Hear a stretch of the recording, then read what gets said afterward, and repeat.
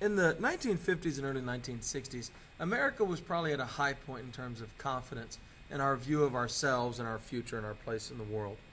By the mid 1970s, that confidence had been completely shattered by, of course, Vietnam, Watergate, the triple assassinations of the two Kennedys and Dr. King, and a failing American economy. Sometimes we call this the age of limits. It is a time when America kind of looked at itself and realized, wait a minute, we won't always be moving forward and getting better.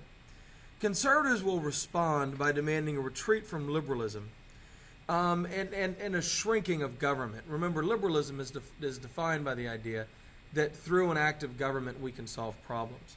And that idea is going to be pushed back against significantly.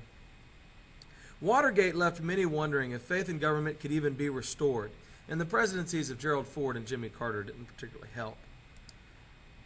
Ford inherited a bad economy and, of course, a tainted government that he was associated with. He had been handpicked by Nixon to be the vice president when Nixon knew he was going to resign, and so Ford and everybody else knew that Ford would become president without ever being elected to any national office. He's the only man in history to be president without being elected to either president or vice president.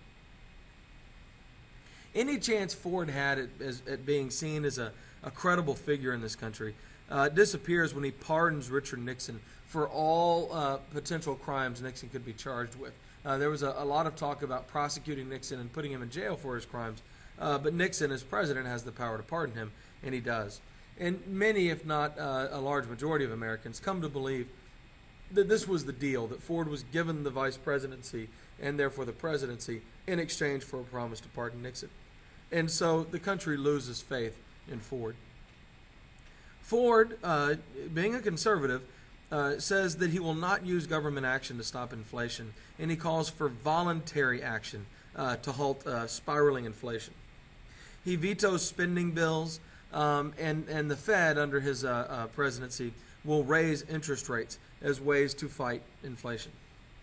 But Ford refuses to raise taxes. The economy was terrible in 1974 and 1975. OPEC, the Organization of Petroleum Exporting Countries, raised the price of oil by 400% in 1974 alone. And this supply shock, this rapid increase in the price of a resource, the most important resource in our economy, oil, is going to lead to what we call stagflation. Stagflation refers to high unemployment and high inflation at the same time. And unemployment is 11% in 1976, which is really an unusually high rate in American history.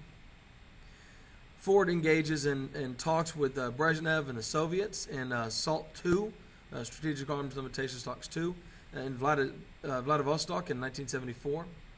Kissinger, who remains in the administration when Ford takes over, gets Egypt their land back in the Sinai Peninsula that Israel had taken from them, and gets Egypt and Israel to pledge to stop fighting each other.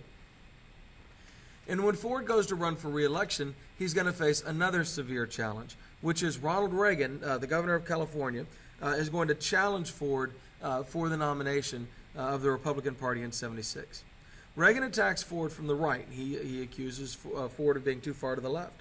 Reagan condemns Ford for having negotiated with the communists. Reagan envisioned a foreign policy where we do not sit down and talk with the communists. And so those strategic arms limitations talks with Brezhnev become a liability for Ford. Ford barely wins the Republican nominating process, and he limps out of that into the general election.